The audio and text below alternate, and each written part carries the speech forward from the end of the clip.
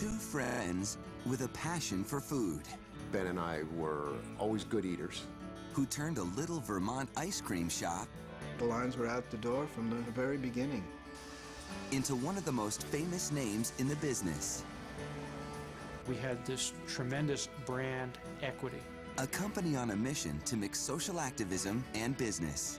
Ben & Jerry's proved that you can do it, you can be profitable doing that.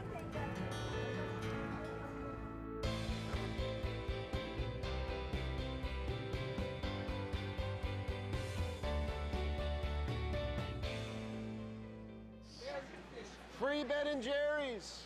It's free. It's the grand opening.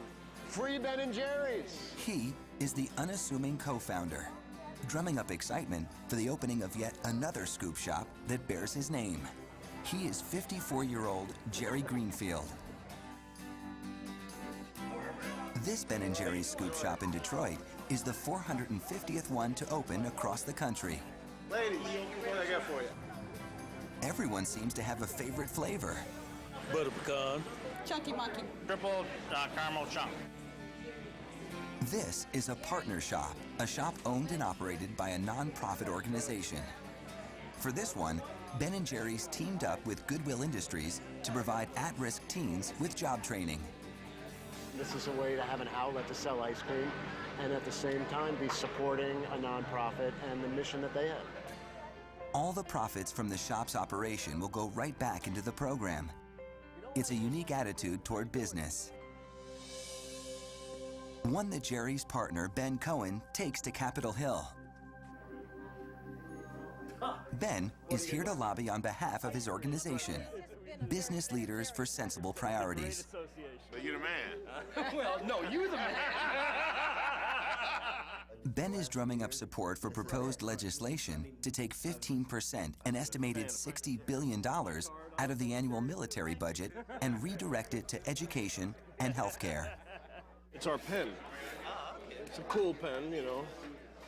It talks about federal spending and how much goes to the Pentagon versus children's health versus education.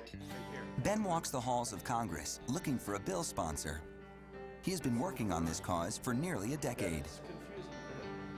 Ben & Jerry have a long history of social activism. They built their company on the strong belief that a business can be both profitable and socially responsible. There's a limit to how much debt you can They run. succeeded beyond their wildest dreams. Through some twist of fate, we'd become these well-known ice cream guys. And Respected businessmen. there you go. Thank you very much. They were born just 4 days apart in March 1951. Both grew up in New York, here in the middle-class bedroom community of Merrick, Long Island. Ben Cohen lived in this house on Millwood Lane on the north end of town. He had a close relationship with his older sister Alice and parents Francis and Irving Cohen. His father worked long hours, leaving a lasting impression on Ben. Well, I think I got my workaholism from him. He was the vice president of a direct mail marketing company. He's a smart, hardworking guy, nice guy. Sometimes Ben's family would drive into the city, passing through the poor sections of Harlem. Ben was struck by the stark differences between Harlem and his neighborhood. I realized that I'm only where I am because I happen to be born on the right side of some line. It just never seemed right. It never seemed fair to me. Ben says as a child he attracted his share of bullies. I was picked on. I was the fat kid who, in dodgeball, when you tried to dodge a ball and you kind of squatted down, I split my pants. His future partner, Jerry Greenfield, says he too was often teased for being fat. But it didn't stop him from doing well in school. I was a very good student. I was a kid who followed the rules and did really well in math and science. Jerry lived in this house on West Loynes Avenue with his younger brother Jeff and older sister Ronnie. His mother Mildred stayed home with the children, while his father worked as a stockbroker.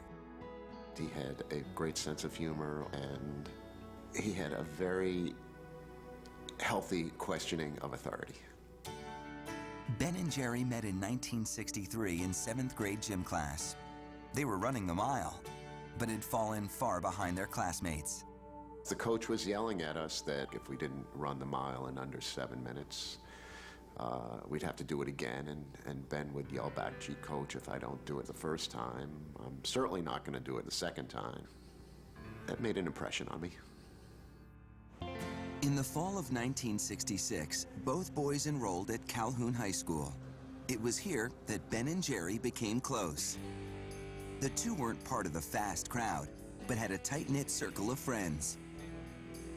Jerry had good grades and graduated with a National Merit Scholarship. I applied to several different colleges, and Oberlin was one of the few wise colleges that accepted me into their fine institution. I was rejected from most of the colleges I applied to. Jerry enrolled at Oberlin College in the fall of 1969, a time when the political climate in America was tense and increasingly volatile. Overseas, the Vietnam War was raging. Opposition to the war was heating up, especially among college students. I went to orientation, and there were older kids there telling people to drop out of school and start to organize. I hadn't even started school, and people telling me to drop out. Jerry took pre-med classes and a non-traditional course, Carnival Technique. But it was not an easy time for him. On May 4th, 1970, students at Kent State University, only 60 miles away, protested on campus. Suddenly, National Guard troops began shooting at the unarmed students. After a 13-second barrage of gunfire, 4 students lay dead. 9 were seriously wounded. You could not be oblivious to what was going on. It was not just protesting against this unjust and immoral war, but our own government was shooting our students. That was a major event for me, that very politicizing. Ben didn't think college was right for him, but his family thought otherwise. I think I went to college because my parents very much wanted me to go to college. In 1969, Ben went to New York's Colgate University, but dropped out a year and a half later. He then enrolled in Skidmore College in Saratoga Springs, New York. He was drawn toward the arts, studying pottery and jewelry making. After Skidmore, Ben moved to an apartment in the East Village in New York City. He used his arts education to intern as a craft therapist at a couple of local hospitals. It was 1973. Jerry had graduated from Oberlin and applied to medical school, but was rejected. So he decided to move in with Ben. I got a job as a lab technician. I was mashing up beef hearts. Then, in January of 1975, Jerry met the woman who would steal his heart. It was immediate interest, I guess. He's warm and giving. He just, the first thing he did was give me an apple. But a budding romance was soon interrupted. She was in nursing school at the time, and she was about to graduate and had decided to move to North Carolina to get a job. That year, Jerry applied to medical school again, but was again rejected. So he moved to North Carolina to be with Elizabeth. But after a year and a half, their relationship was in trouble.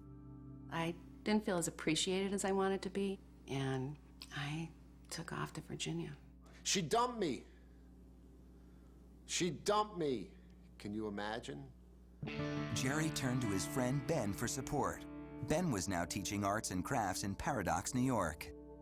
Ben was at a residential school for emotionally disturbed adolescents up in the Adirondacks, and the school was closing. So Ben and I said, you know, we ought to try to get together and be our own bosses, do something fun.